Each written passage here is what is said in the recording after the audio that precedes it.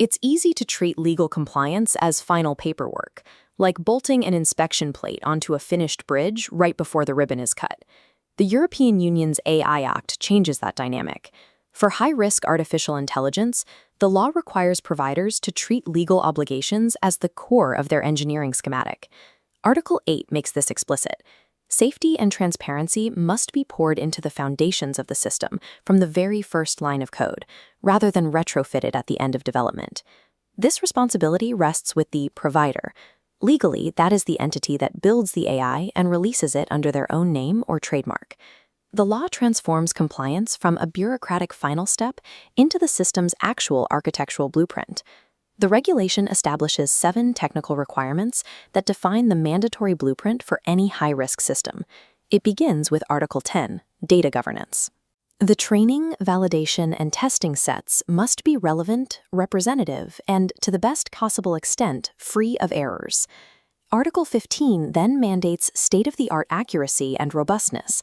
The machine must be engineered to resist operational errors and stay secure against malicious attacks. Every technical choice must be traceable. Under Article 11, the system's logic and development process must be fully documented before the product reaches the market. The software must also watch itself.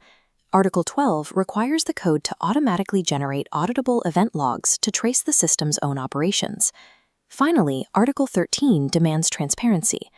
The design must allow the user to understand exactly what the tool can do, and more importantly, what it cannot. These 5 requirements form the hard software constraints of the machine, ensuring it is secure and transparent by design. Beyond the raw code, the law installs a human-centric failsafe. Article 14 defines the philosophical core of the Act: human oversight.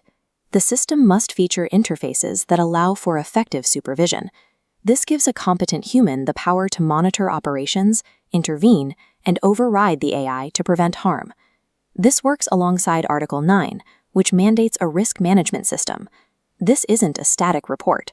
It is a continuous, looping process that monitors the AI throughout its entire lifecycle.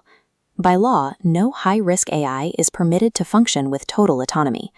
Human accountability is hard-coded into the architecture. While the machine must be compliant, the company building it carries its own set of legal obligations. Under Article 16, the provider must guarantee all 7 requirements are met, identify themselves clearly on the product, and take immediate corrective action if the system presents a risk.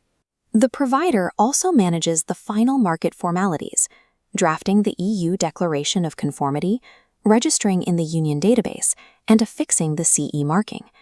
Article 17 introduces the structural glue for these operations, the Quality Management System. This is a comprehensive corporate framework designed to prove compliance across multiple systems and maintain safety standards over the long term. This mandate extends past the individual machine. Providers must demonstrate a permanent, auditable, and safe manufacturing process. Because these rules apply to any system used in the Union, regardless of where the developer is based, the AI Act forces a technical adjustment across the global technology sector. Development teams can no longer treat legal compliance as a last-minute certification or an administrative afterthought. For high-risk AI, safety and human oversight are now foundational elements that must be established during the initial design phase. Building high-risk AI in this legal landscape requires as much structural engineering and legal accountability as it does code.